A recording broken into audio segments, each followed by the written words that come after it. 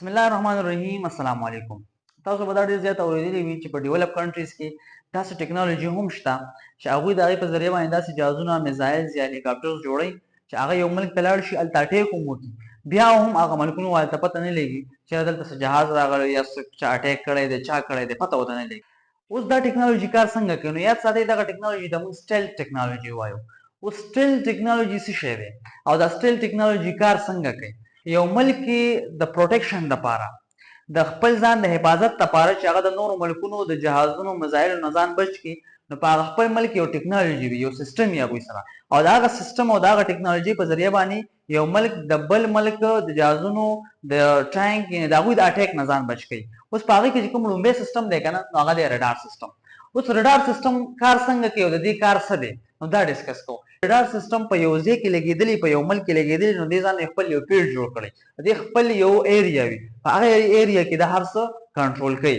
په رډار سیستم کې دا ویوز پرېږدي، ریډیو ویوز پرېږدي په یو خپل رینج کې، او د هغې په ذریعه باندې معلوموي چې یاره یو څیز راغلی دی، څه راغلی دی، او هغه شیپ څنګه دی، یو څیز راغلی نو چېرته روان دی، لوکیشن یې څه دی، د هغې سپیډ څنګه دی، دا هر څیز معلوموي. دا رډار سیستم معلوموي. اوس رډار سیستم کار څنګه کوي؟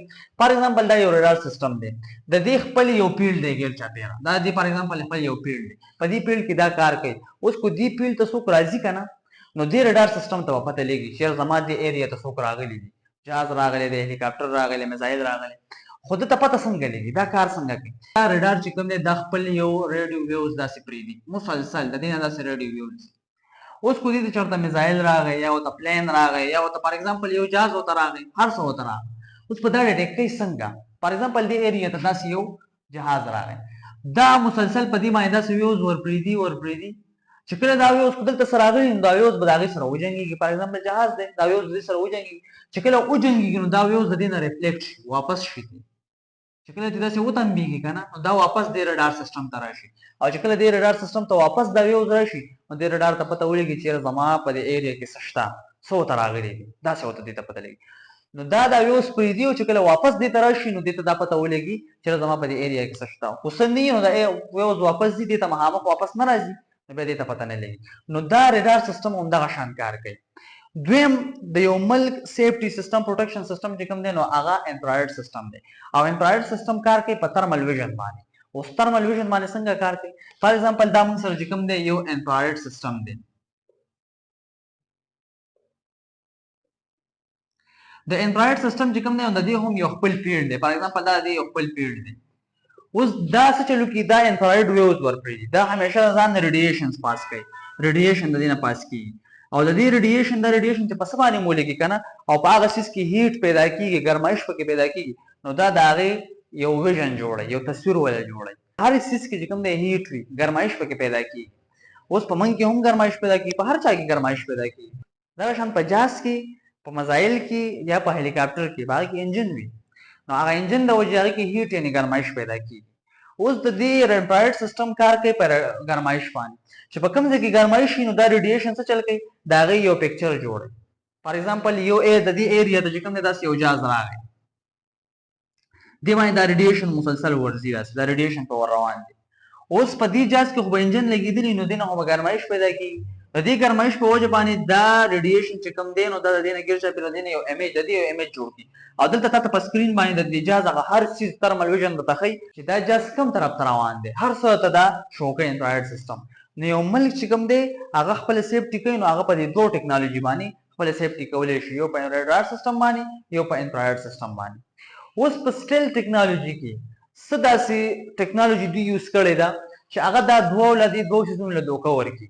د رډار سیستم ته هم پته ونه لګي، انفراریډ سیستم ته هم پته نه لګي. جهاز راشي ملک ته، نه رډار سیستم ته پته ولګي چې جهاز راغلی، نه انفراریډ سیستم ته پته ولګي چې جهاز راغلی. په دې سټیل ټیکنالوژي کې څه داسې چل کېږي؟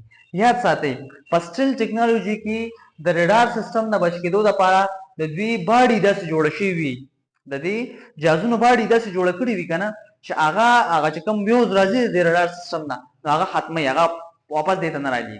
او بل د دې په دې باډي باندې یو پینټ کړي چې موږ هغې ته آیرن وال پینټ وایو، د دې جهاز په دې باډي باندې آیرن وال پینټ کړي، نو د هغې په ذریعه باندې دا چې کوم ویوز دې ته راځي، نو دا ډیټیکټ کوي او واپس یې داسې لېږي چې دې ته واپس نه راځي.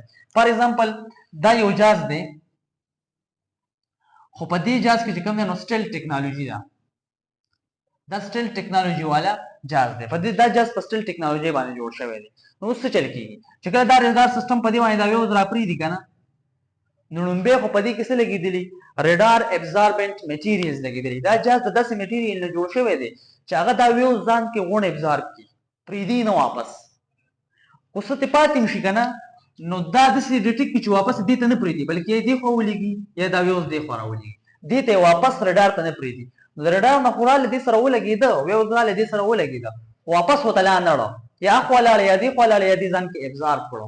نو دې په وجه باندې دې ریډار ته پته ونه لګي. ریډار ته اله پته لګي چې دا ویوز دې ته واپس لاړ شي. اوس جاز خراغله دې ریډار ته پته ونه لګي، ځکه چې هغه ویوز واپس هغه اخوا دې پکړه، واپس ریډار سیستم ته ونه لګي. دې په وجه باندې ریډار سیستم ته دوکه شي، ریډار سیستم دوکه شي چې یاره پته وته ونه لګي، هغه هیڅ هم نشته، ته څه پته ونه لګي. نور جاز راغلي خطه به یې کړي، ریډار سیستم ته پته ونه لګي.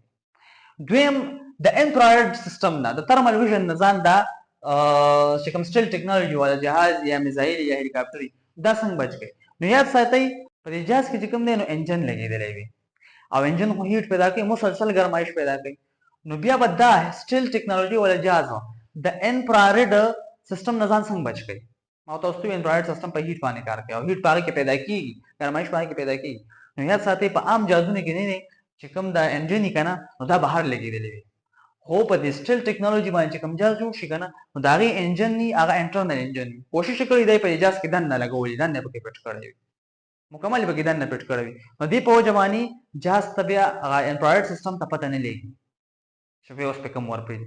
دویم کار څه کړی په دې کې ایر کولینګ سیستم لګول. فار ایگزامپل دا یو جهاز دی او دا جوړ شوی دی په سټیل ټیکنالوژي باندې، دا په سټیل ټیکنالوژي باندې جوړ شوی دی. اوس چې کله په دې باندې دا انفراريد سیستم ریډیشن راشي کنه، دا ریډیشن پر اپری دي ریډیشن ول د دې ایمیج نشي جوړولې. ولې نه جوړي؟ څه وجه ده؟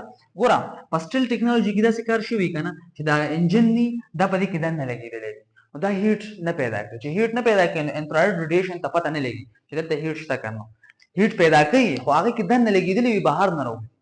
دویم سیستم به دا کړی بیا هیټ پوي کنه خامخا وي. دیو ته ایر کولینګ سیستم په دې جهاز کې لګول چې کوم سټیل ټیکنالوژي باندې جهاز جوړ شوی کنه هغه کې ایر کولینګ سیستم لګولي چې دې نه کم هیټ پیدا کیږي. نو دیو په دې جهاز کې دا سیستم کړی چې الته یخه هوا پیدا کیږي، هغه د ګرمه هوا سره مکس کیږي او دا هوا واپس یخی ګرمېدو ته نه پریدي، هیټ پیدا کولو ته نه پریدي، ګرمایش پیدا کولو ته دا جهاز نه پریدي. د دې په وجه باندې انفراريد سیستم د ریډیشن په ذریعہ باندې دا جهاز نشي معلومولای، تصویر ولا نشي جوړولای، ترمل ایمیج ولا نشي جوړولای. ولی ځکه چې په هغه کې کم هیټ پیدا کیږي نو واپس ختميږي، جهاز واپس ختمي. نو دې په ذریعہ باندې انفراريد ریډیشن سیستم ته هم پته نه لګي چې زموږ ایریا ته جهاز راغلی دی او هغه خطه بیم کړي واپس لاړ، ځکه پته وته ونه لګي، ځکه چې په هغه کې هغه سیستم داسې کړی دی، سټیل ټیکنالوژي په کې یوز کړی دا چې هغه په وجه باندې هغه د انفراريد سیستم نه بچي. بل کوېسچن دا راځي چې دا جهاز راځي دا خبره د تیز आवाज هم کوي، دا आवाज نه ولې پته نه لګي. نو یاد ساتئ سټیل ټیکنالوژي کې چې کوم جهاز یا سم جوړ شوی نو دا غي انجن ګوره आवाज د انجن نه وي، आवाज چې څنګه انجن کوي، انجن تاسو ته مو وی پاره کې انټرنل انجن لګي دنه پکې لګولي. نو د حد تر اوسه دا کوشش کړي چې هغه انجن دنه وي نو دا په وجه باندې هغه आवाज ډیر کم پیدا کیږي، پته نه لګي دا आवाज. نو په دې وجه باندې چاته پته نه لګي دا کو تنکیس لګي आवाज دی اورام شي او ته پته لګي نو هغه واپس تلې می ته به یې کړي. نو په دې وجه باندې دا سټیل ټیکنالوژي باندې اوس داس جهازونه جوړیږي چې دا هغه یو مل ته پته نه لګي او هلته ته به یې وي. او دا چې کوم د زیاتره ډیولپ کنټریز کې لکه فرست ټایم باندې دا جوړ کړی یونایټډ سټیټ والا دا غوي جوړ کړی، اوس چاینا هم داسې جهازونه جوړ کړی دي چې هغه سټیل ټیکنالوژي باندې جوړیږي او دا یو مل ته پته نه لګي. ثانک یو.